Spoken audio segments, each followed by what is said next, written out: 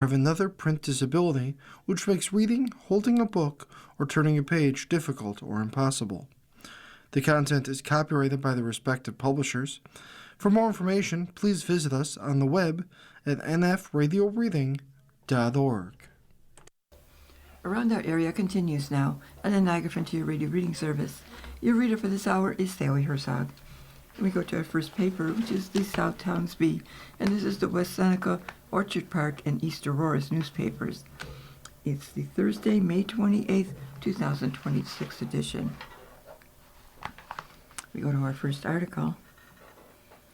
Orchard Park unveils composting program. The Village of Orchard Park is launching a new community composting initiative in partnership with the Farmer Pirates Compost, beginning on June 15th, giving village residents an easy and environmentally friendly way to recycle food scraps and reduce landfill waste.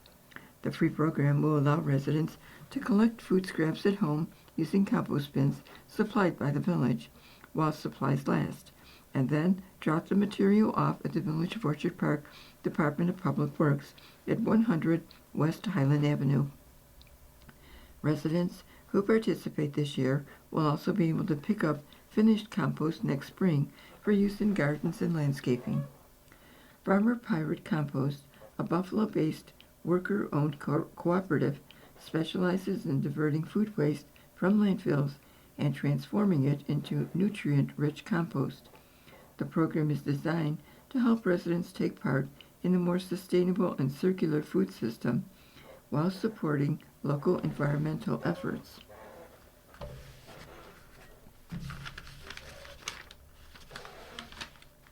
Mayor Joanne Litwin Clinton said the village is proud to introduce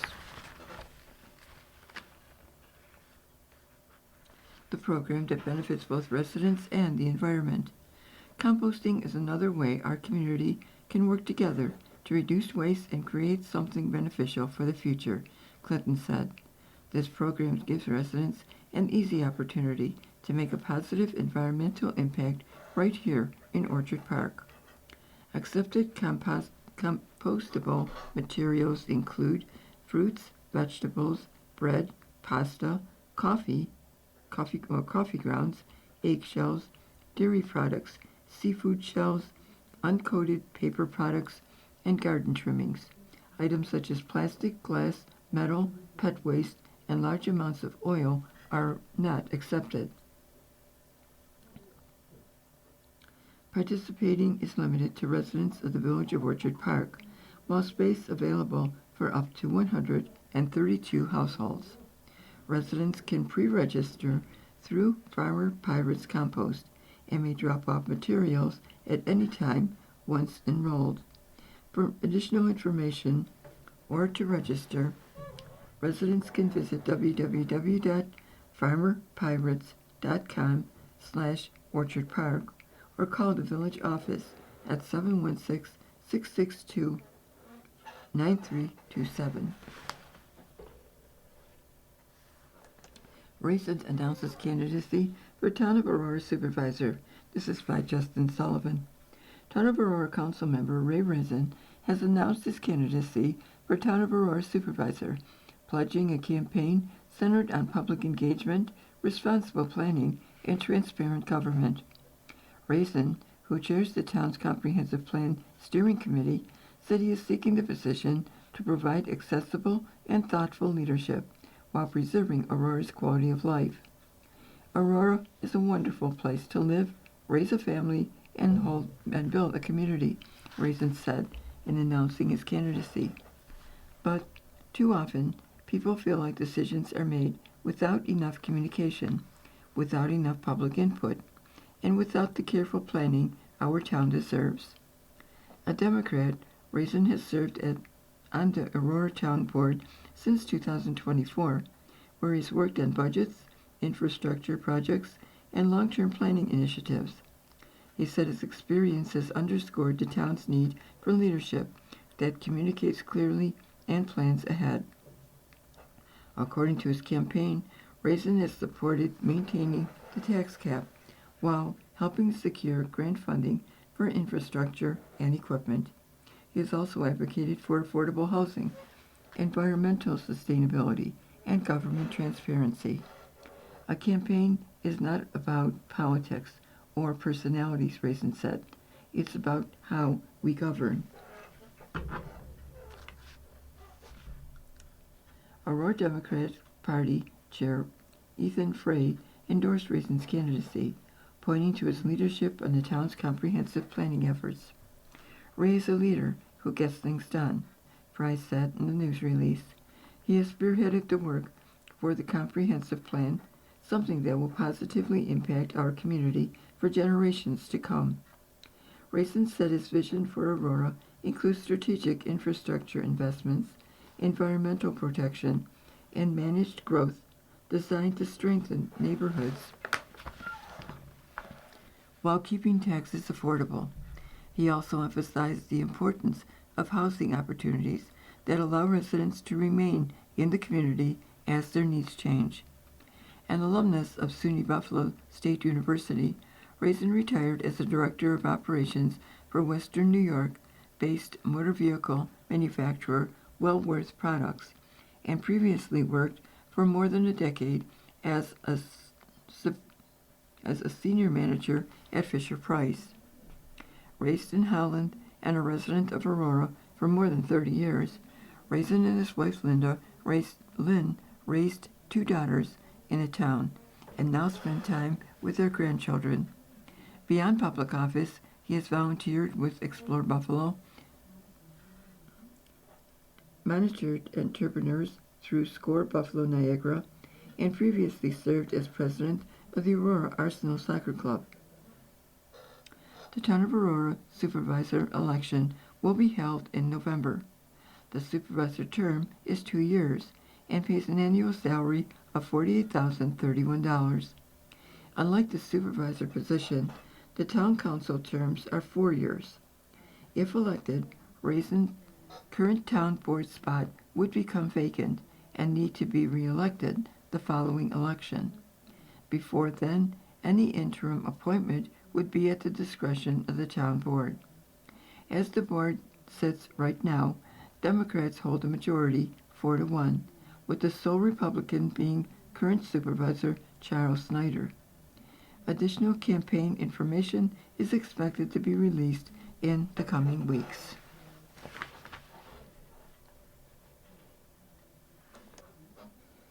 Arbor Duel's Roll to See intersection improvement. Construction has begun on a $3.1 million project to enhance pedestrian and vehicle safety and reduce congestion at the intersection of Arbor Duel's, Dewar, and Murphy Roads in the town of Orchard Park. The project will replace the existing 4-way intersection and 2-way stop with a modern roundabout. New York State is investing in our transportation infrastructure to enhance the safety of our roadways, reduce crashes, with the goal of getting to 0 fatalities, because even one death is too many. New York State Department of Transportation Commissioner Marie-Therese Dominguez said, "This new roundabout will benefit the entire Orchard Park community, create a more efficient vehicle flow, and enhance the safety of everyone who utilizes the roadway." The project also includes new pavement, sidewalks, and drainage enhancements. The intersection will also be upgraded with new striping, signage, landscaping, and lighting. This busy intersection has long been a concern for our community, and I am pleased to see this important safety project moving forward, said Orchard Park Supervisor Joseph Laverty. The new roundabout will calm traffic, reduce serious crashes, and make it easier and safer for drivers, pedestrians, and cyclists to move through this area. I want to thank the New York State Department of Transportation for investing in Orchard Park and for working collaboratively with the town to deliver this project. We appreciate the public's patience during construction and urge everyone to slow down, stay alert, and follow posted signs in the work zone. Roundabouts are engineered to maximize safety and minimize congestion. They are safer safer, more sustainable, and more efficient than traditional intersections. Crashes and roundabouts are less severe, resulting in fewer injuries and fatalities. Roundabouts also eliminate the need for electric-powered traffic signals.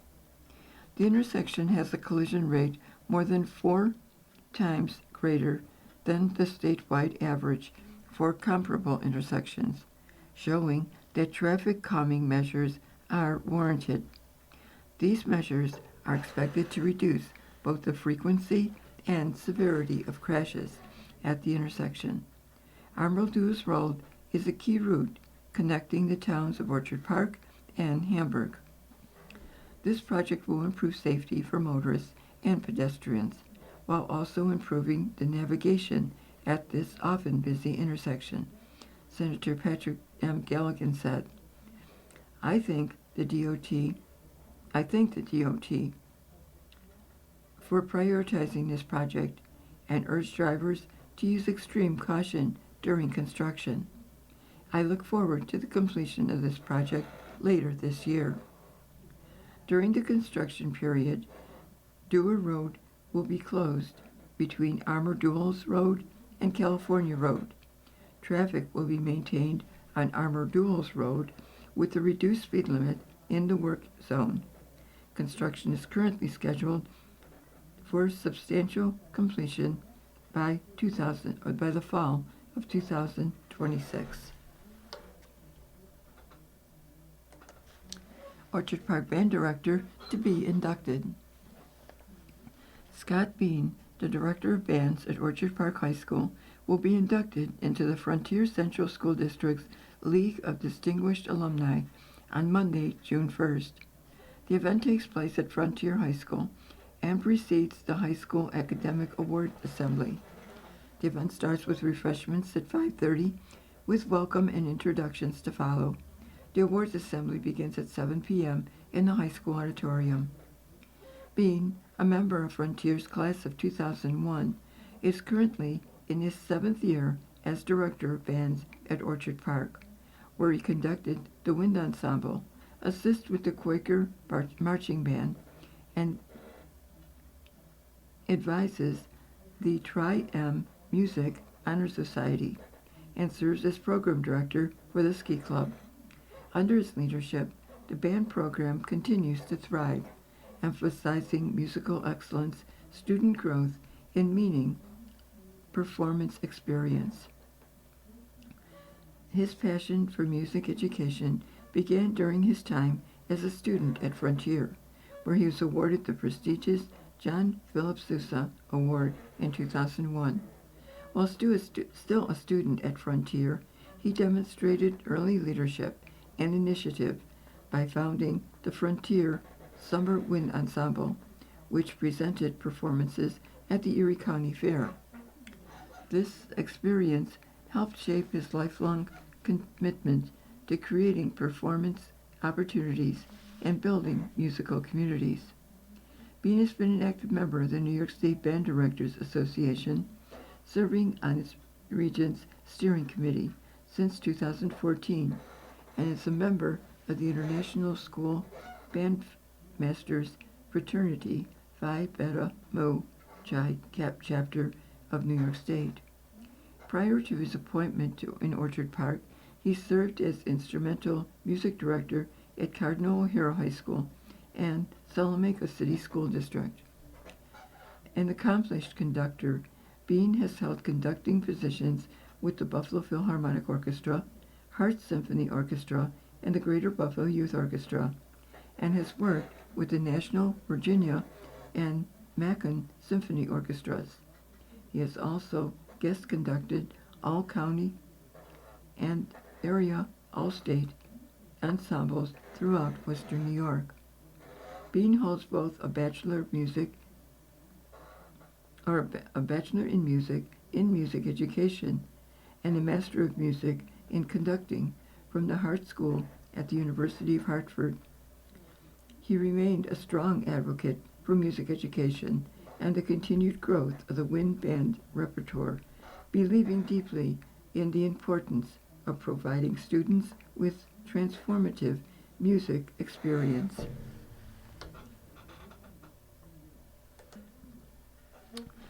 Sunny Days Ranch offers wellness equine programs.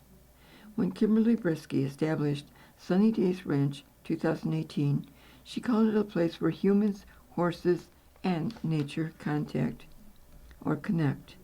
Since then, the 45-acre horse farm has grown to include a wide variety of mental health and wellness programs for all ages through the therapeutic use of horses. Located at 11110 Allen Road in East Concord, the ranch focuses on mental health and overall well-being by utilizing horses and nature, providing a unique holistic approach to build skills that make connections and provide meaning to whatever challenges people are facing. All programs are client-centered and run by a licensed mental health professional and the equine specialist in the group format. Activities involving horses are done on the ground, no riding, while also providing mental health and wellness awareness and learning opportunities.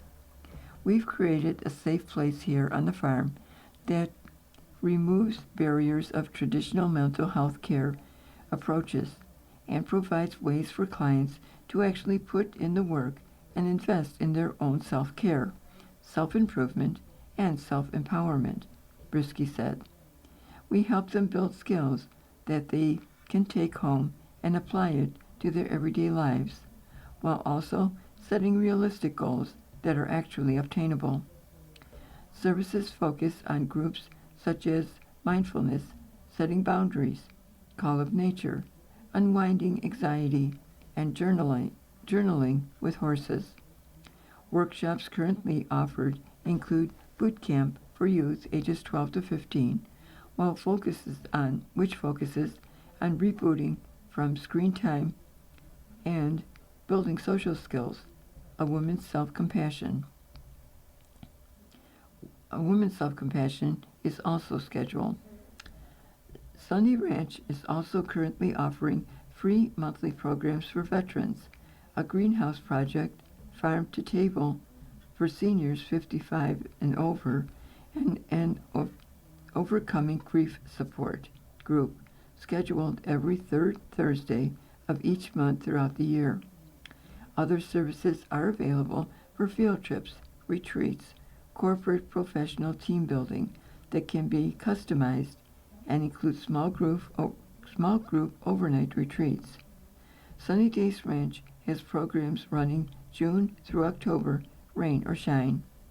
Volunteers are welcome and pre-registration is required. For more information, visit www.sunnydays, that's SONNYDAZE,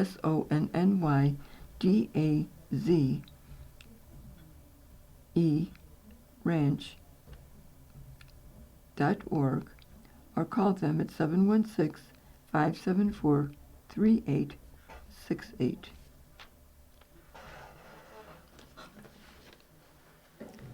Motivational counseling to mark 1 year milestone. Motivational counseling, a Cheektowaga-based mental health project practice located at 1925 Kensington Avenue, is marking its 1 year anniversary this month after opening its doors on May 20th, 2025. To celebrate 1 year in business, the practice will host a community celebration and open house. The event was open to the public and included opportunities to meet providers and staff, learn more about services and specialties, enjoy light refreshments, and experience the space in a relaxed, welcoming environment. Since launching, the practice has grown into a resource for individuals, couples, and families across Western New York. At the core of its approach is motivational interviewing, a collaborative, person-centered method that emphasizes empathy, respect, and empowerment in helping clients navigate change. According to the practice, it is the only group mental health practice in upstate New York with a dedicated focus on motivational interviewing as its central model of care. Our intention from the very beginning was to create a space that feels different, said founder Tessie Bechtold Brown. Every part of it has been thoughtfully and carefully curated so that when someone walks in, they feel a sense of comfort and warmth, like they can just exhale and be themselves. In addition to motivational interviewing, the team provides specialized services, including women's mental health and postpartum support, family and couples counseling, grounded in Bowen family systems theory, trauma-focused therapy, including EMDR, and grief and loss support.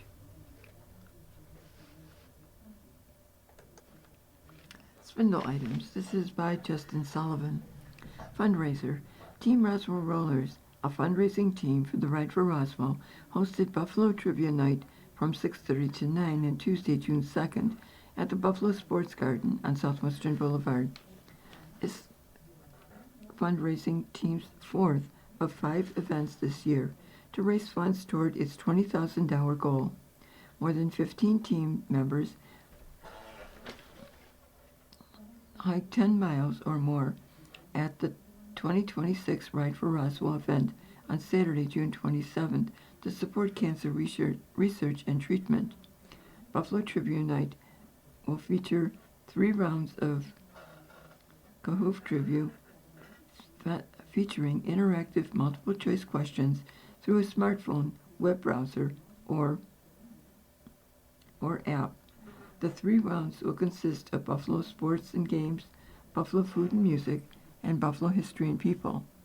The cost to play is $20 for a team of 1 or 2 people for $40. Team Roswell Roller raised $15,000 last year for the Ride for Roswell and nearly $80,000 altogether since forming in 2018. Scholarships. Each year, West Seneca Merit Legion Post 735 offers scholarships to West Seneca High School students. The scholarships were named in honor of the late Legionnaire Harry E. Johnson, who for years oversaw the program and worked with West Seneca and other schools to offer the scholarships to deserving students. This year, winners are Adam J. Skirfrich from West Seneca East Senior High School, $1,500, and Charles L. Tuberdyke from West Seneca West Senior High School, $500. In addition to the Legion's award, the Sons of American Legion also awarded the 2026 Scholarship Awards. This year's winner of the 1500 Scholarship Award was Brandon Divenue from West Seneca West, while Geraldine Van Every from West Seneca East received the $500 Scholarship Award. Babies on board. Baby animal season is underway in Erie County parks, and officials are reminding residents to give young wildlife space while exploring local trails and green space. The season typically runs from spring through early fall, peaking between April and June as wildlife rehabilitators see an increase in young, orphaned, and injured animals. Most wildlife give birth during the warmer months when food is abundant, helping newborns grow strong before winter. Fawns are often left alone while their mothers search for food and should not be touched or moved unless they appear injured or crying continuously or wandering aimlessly. Anyone unsure whether an animal needs help is encouraged to contact the Erie County Park Rangers through the Erie County Sheriff's Office non-emergency line at 716-858-2903.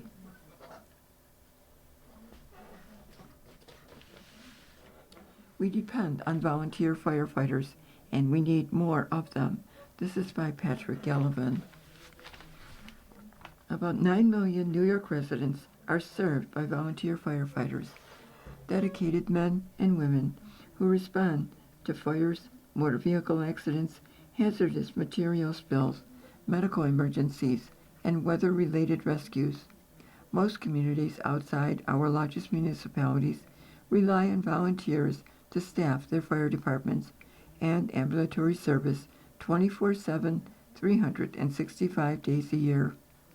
The Firefighters Association of the State of New York estimates that volunteer and first responders save taxpayers an estimated $4 billion annually by providing unpaid emergency services. The state requires volunteers to undergo extensive training, and they must balance their service with full-time jobs and family obligations. Unfortunately, New York has lost approximately 20,000 volunteer firefighters over the last 20 years, and recruitment is at a 40-year low. I have heard from fire chiefs across the region concerned about the dwindling number of volunteers as existing members get older. There are no easy solutions to the volunteer crisis, but there are things the state can do to help attract firefighters and first responders and reward those who do serve. I am proud to co-sponsor several bills in New York State Senate, including one to increase the personal income tax credit for volunteer firefighters and ambulance workers from the current $200 to $800 for eligible individuals, and from $400 to $1,600 for joint filers. The legislation implements recommendations put forward by the Volunteer Firefighters Recruitment and Retention Task Force, which was convened by the New York State Department of Homeland Security and Emergency Services in 2022 to address the statewide shortage. The bill has already passed the Senate Assembly, or the State Assembly, and I am optimistic the Senate will act on it in the coming weeks. Another proposal would provide a state income tax exemption for volunteers in good standing who have completed all mandated training, have served for at least 1 year, and have attended at least 55% of their department's activities. I also co-sponsor bills to create a mileage reimbursement tax credit for volunteers who use their personal vehicles to respond to calls, create a college scholarship and loans forgiveness program for young volunteers who meet certain requirements, provide volunteers with free use of state parks, and establish a wage tax credit for businesses that employ volunteer firefighters and EMS personnel. These initiatives are intended to encourage individuals to consider joining the ranks of first responders and provide well-deserved benefits to our volunteer firefighters and ambulance workers who sacrifice so much in service to their community. I am hopeful my colleagues in the legislature will support this important legislation. Speaking of service to others, I want to acknowledge the recent Memorial Day holiday. While often described as the unofficial start of summer, the day means so much more. It reminds us of the ultimate sacrifice made by our military personnel who died while serving in the United States Armed Forces. We mourn their loss, honor their legacy, and offer support to their families. May we never forget our heroes.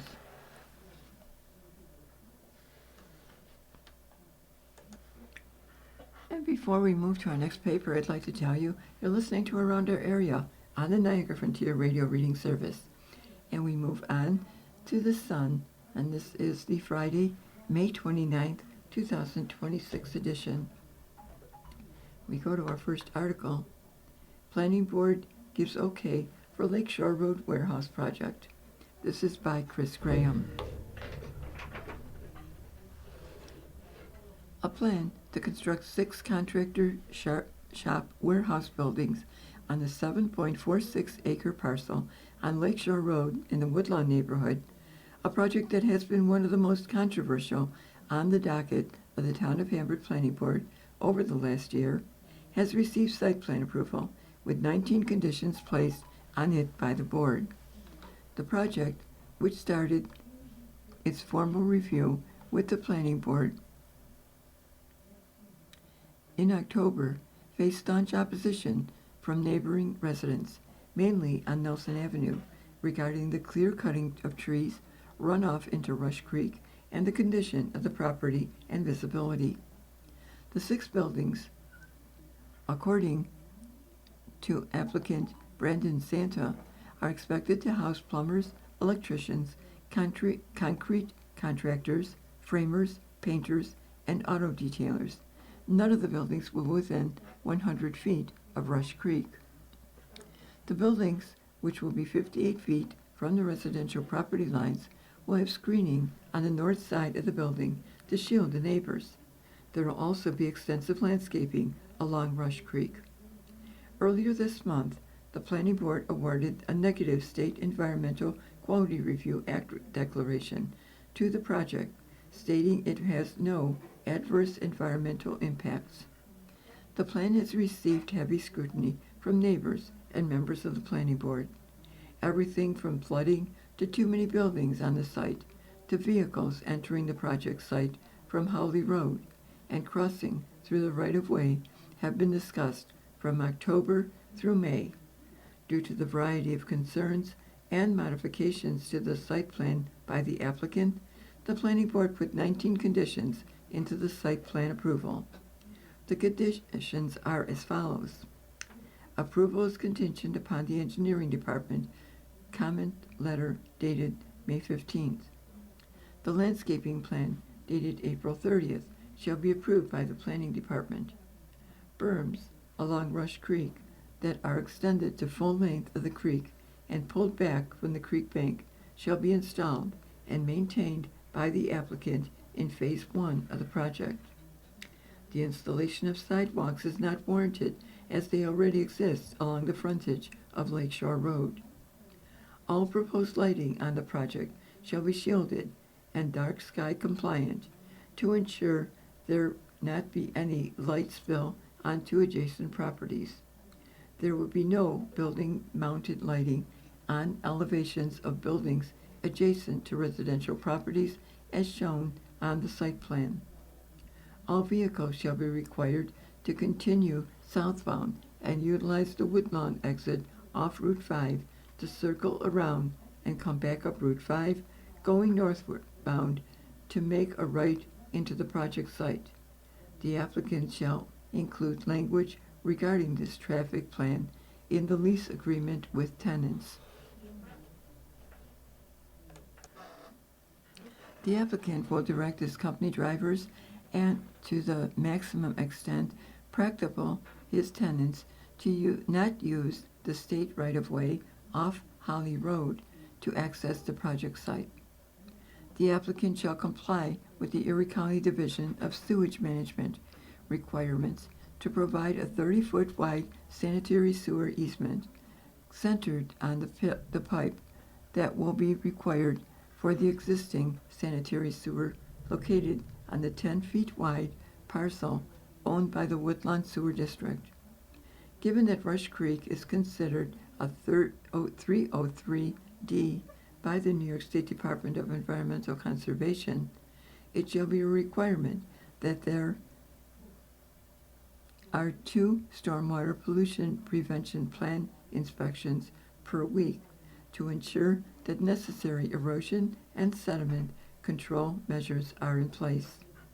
Stormwater management facilities shall be designed to meet NYS DEC requirements for water quality and quantity, including a 100-year storm event. The applicant shall comply with Chapter 243, Tree Management of the Hamburg Town Code for any proposed tree clearing, clear cutting, or tree removal. The applicant and subsequent tenants shall be required to comply with Chapter 175 Noise Ordinance of the Town Code. There shall be no storage of hazardous waste materials as defined by the NYSDEC in the shop buildings or the outdoor storage area that is not in compliance with applicable standards. In the event above-ground petroleum storage tanks of any capacity are to be located within the project site, the tanks shall comply with all standards of the NYSDEC, and the location and the installation details shall return to the Planning Board for amended site plan approval. Outdoor storage shall be limited to the areas denoted on the approval site plan dated April 30th. Use of the shop buildings is limited to storage of tenants' equipment, machinery, materials, tenant workshop space, and related business activities per the M3 zoning district. The declaration of easements for the parcels at 0 and 3401 Lakeshore Road shall be recorded at the Erie County Clerk's Office, and a recorded copy shall be provided to the Planning Department. Deviations from the approval site plan or approved landscaping plan determined to be significant by the planning, engineering, and code enforcement departments will require amended site plan approval from the Planning Board. There shall be no open burning on the project site. This is a contested project, and I was doing everything I could to dot every I and cross every T, said Planning Board Chair Cynthia Granachin about the included conditions. Now that the project is approved, the plan is to put all infrastructures for the site in at once. The individual buildings will be built based on demand, and as the applicant finds tenants that are suitable.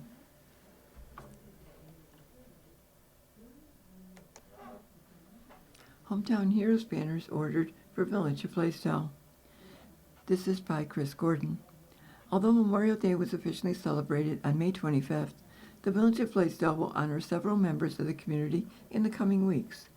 Trustee Patrick Castiglia told the Blaisdell Village Board during its May 20th meeting that Hometown Heroes banners have been ordered.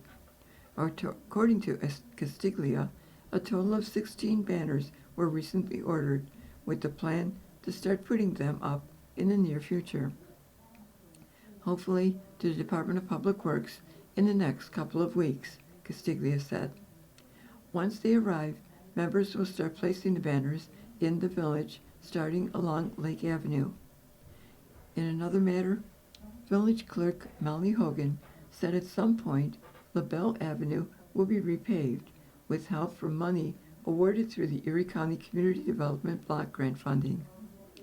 Additionally, Trustee Peter Murphy wanted to remind residents that brush pickup in the village is now on Tuesdays. In the past, it was on Monday, and he said he is still seeing some residents put it out on Monday. The board will hold its next meeting at 4:30 p.m. Wednesday, June 17th at the Blaisdell Village Hall at 121 Miriam Avenue.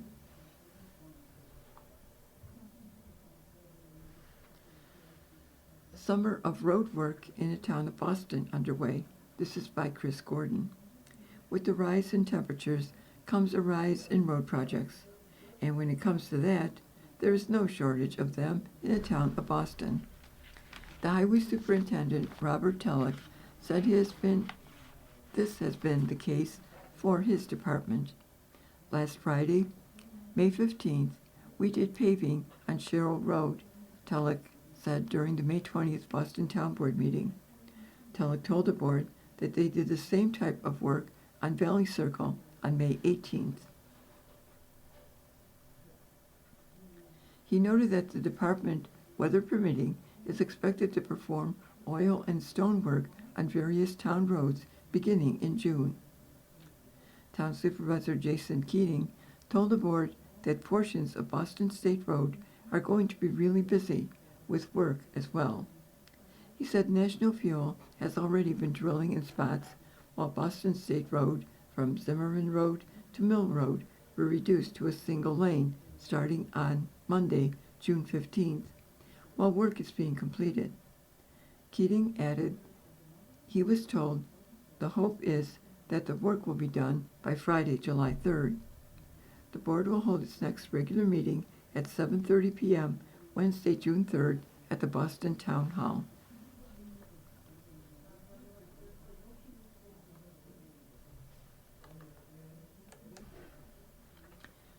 Frontier High School students were honored at recognition event. The top 3 academic seniors from Frontier High School, class of 2026, were among those honored at the annual Scholastic Achievement Recognition Dinner on May 14th at Salvatore's Italian Gardens in Depew. Kaylin Wiley is the valedictorian with a grade point average of 101.56. Matthias Hasselbeck is salutatorian with a GPA of 100.03.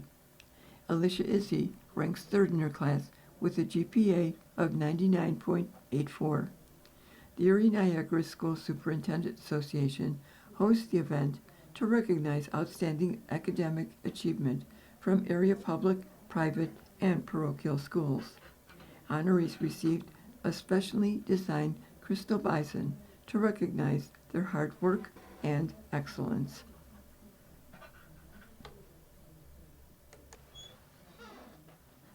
League of Distinguished Alumni inducting 2 Frontier grads.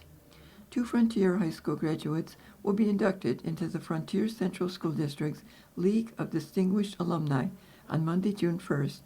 The event took place at the high school and precedes the school's Academic Awards Assembly. The event started with refreshments at 5:30, with welcome and introductions to follow. The awards assembly began at 7 in the auditorium. Inductees are James Baker, class of 1952, and Scott Bean, class of 2001. The high school string chamber ensemble performed Frontier's Farm to School program. A Farm to School program will provide the refreshments. Baker has made his mark on the district in various ways. He was a standout athlete who was a member of the class of 1952, the first senior class to graduate as students of Frontier Central. He received a Proficiency in History Award and medal as a senior in high school. He went on to receive degrees from Arizona State University in 1956 and Canisius College in 1961. Baker was hired as a social studies teacher at Frontier in the fall of 1956 and taught American history for 37 years, as well as serving as the chair of the Social Studies Department for many years. He also coached football, basketball, and baseball. He retired in 1992. In addition to his service to Frontier, he has been a member of the Knights of Columbus since 1961 and the Hamburg Lions Club since 1990, having been a fixture in presiding over the Town of Hamburg Lions Club tip-off tournament. He served as Village of Blaisdell trustee from 1984 to 88 and as a deputy mayor. He has been a member of the Hamburg Historical Society for more than 50 years and president for 10 years. Baker was appointed as the Town of Hamburg historian in January of 1994. During his tenure, he was columnist for the Hamburg Sun for 14 years, where he wrote out of the past stories. He also put together a compilation of his stories in 4 books. He helped oversee the expansion of the Hamburg Historical Society Museum as it is today. He was honored for all his accomplishments in October of 2024 with a proclamation from the Hamburg Town Board. In 2002, to celebrate the district's 50th year, Baker was tasked by the Frontier Central Alumni Association to trace the school's history. Baker is also a member of the Frontier Athletic Wall of Fame.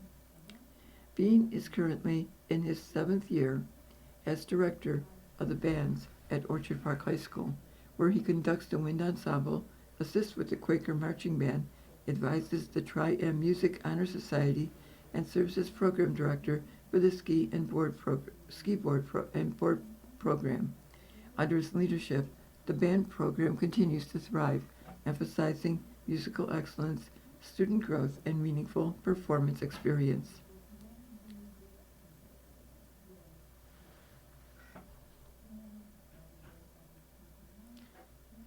Bean has been an active member of the New York State Band Directors Association, serving this region's steering committee since 2014, and is a member of the International School Bandmasters Fraternity. Prior to his appointment in Orchard Park, he served as instrumental music director at Cardinal O'Hara and Salamanca City School Districts, where he commissioned new works for concert band. This included The River Seneca by Western New York native Rosanna Galanti, published by Alfred Music, and Wit Songs by Ricky Kirby. Most recently, Bean participated in an NYS-BDA consortium commission of Second Wind by Randall Stanbridge. An accomplished conductor, Bean has held conducting positions with the Buffalo Philharmonic Orchestra, Hart Symphony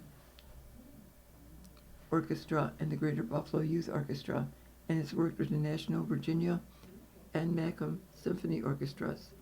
He is a guest conductor, all-county, and area all-state ensembles throughout Western New York. Since making his professional debut with the BPO in 2006, he has earned recognition, including winning the 2007 International Conductor Workshop and participating in Kurt Mazur's Orchestra Conducting Seminar and Leonard Slatkin's National Conducting Institute. He studied conducting with Christopher Zimmerman and apprenticed with or under Joanne Folletta. Bean holds both a Bachelor of Music in Music Education and a Master of Music in Conducting from the Hart School at the University of Hartford. Bean and his wife Christy, also a graduate of Frontier, reside in the village of Blaisdell with their two sons, Zach and Sean.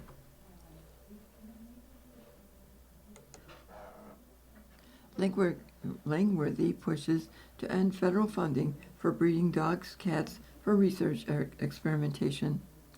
Representative Nick Langworthy is calling on Congress to prohibit federal funding for the breeding of dogs and cats intended for research experimentation as part of the fiscal year 2027 Labor, Health, and Human Services appropriation process. In a letter submitted to House Appropriators, Langworthy urged inclusion of language in the Labor, Health, and Human Services, Education, and related agencies appropriation bills that would explicitly bar taxpayer funding for the breeding of dogs and cats used in laboratory experimentation. I believe Americans overwhelmingly agree that taxpayer dollars should not be used to support the cruel breeding and invasive experimentation of dogs and cats, Langworthy said. We have a responsibility to ensure federally funded research reflects both modern scientific standards and basic humane treatment. As more advanced and effective alternatives become available, we should be moving away from outdated testing practices that inflict unnecessary suffering on innocent animals. Langworthy has become an outspoken advocate for ending federally funded invasive testing on dogs and cats, following revelations involving facilities such as Rigland Farms, a Wisconsin breeder, that engaged in barbaric treatment of thousands of beagles, such as gouging out eyes, removing vocal cords, conducting surgeries without anesthesia, and more. He has also focused on shedding light on the clandestine operations of Marshall Farms in upstate New York, the largest breeder in the nation that has also been reported for inhumane treatment. Earlier this year, he called on the Department of Health and Human Services and the National Institute of Health to immediately suspend federal funding connected to Rigland Farms and phase out taxpayer support for invasive testing involving dogs and cats altogether. In his appropriation request, Langworthy argued that prohibiting federal funding for breeding animals intended for experimentation would represent an important step toward modernizing biomedical research while reinforcing humane standards and restoring public trust. He remains committed to working with colleagues in Congress, animal welfare organizations, and federal agencies to advance policies that phase out invasive testing on dogs and cats and expand the use of alternative research methods.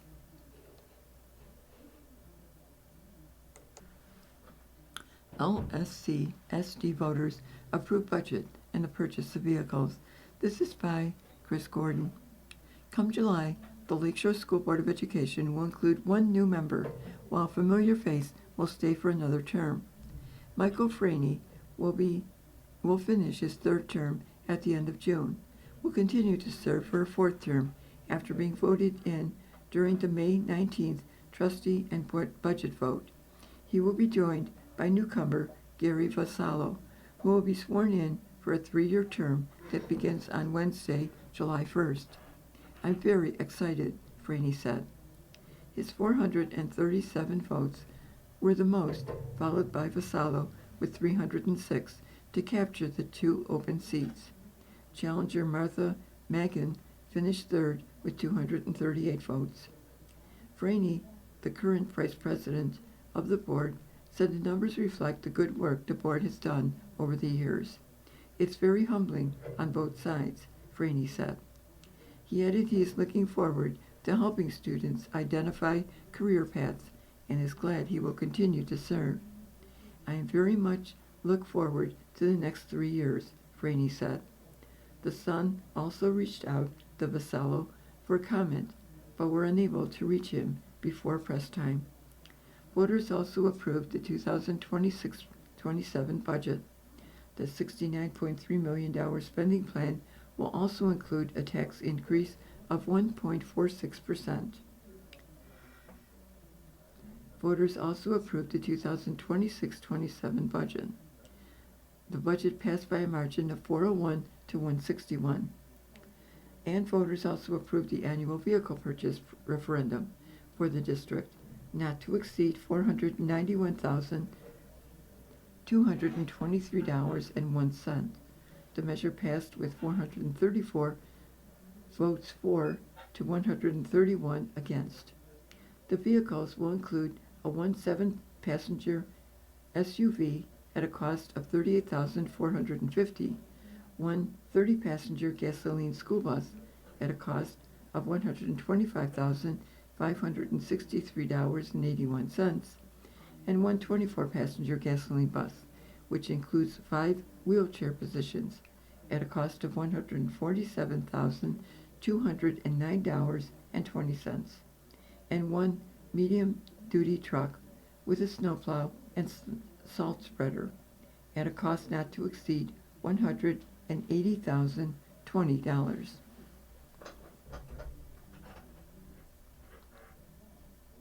Frontier Central School District voters say no to downsizing of BOE.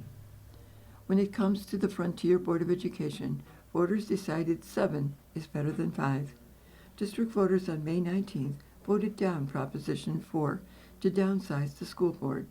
The proposition to move from 7 members to 5 failed with 678 votes against to 361 for. The downsizing discussion began in February, with the board looking to maintain its consistency and continuity following the loss of 2 members at the end of 2025. Former trustee James Voto left his seat to move closer to family in Ohio. The other vacancy occurred when former trustee David Cesarelli passed away from cancer-related health issues. In March, the board, in a 5-0 vote, approved a resolution to place the downsizing measure on the ballot. The board had downsized once before in the early 2000s, going from 9 members to 7. With voters deciding that the board should stay at 7 members, the 3 individuals running for the board, newcomers Robert Sank and Chelsea Beatron, and board president Dr. Mary Ann Costello, were all elected to the board. Sank, who works as the director of telemedicine operations for a physicians group focusing on building systems that serve people, was the top vote getter with 661 votes. Bertrand, who has spent a lot of time in the schools with the Parent-Teacher Association, gained 623 votes. Costello, who has been on the board for 8 years and 3 months, received 615 votes.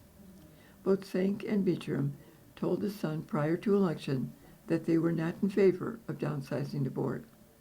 With the results, Sank has won a 4-year term on the board. Bertram, a second highest voter getter, will fill out a term expiring in 2028, which would be the remainder of Ceccarelli's term. Costello, as the third highest vote getter, will fill out a term expiring in 2027, which would be the remainder of Voto's term. For the other propositions, the $116.3 million budget for the 2026-27 school year passed with 659 votes for to 376 against. The budget is an increase on last year's spending plan of $111.9 million. The tax levy is 3.56%.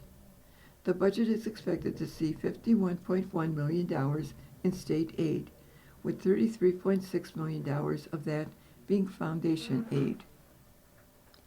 The district is expected to use $750,000 from fund balance and over $3.3 million from 3 reserve accounts to balance the budget.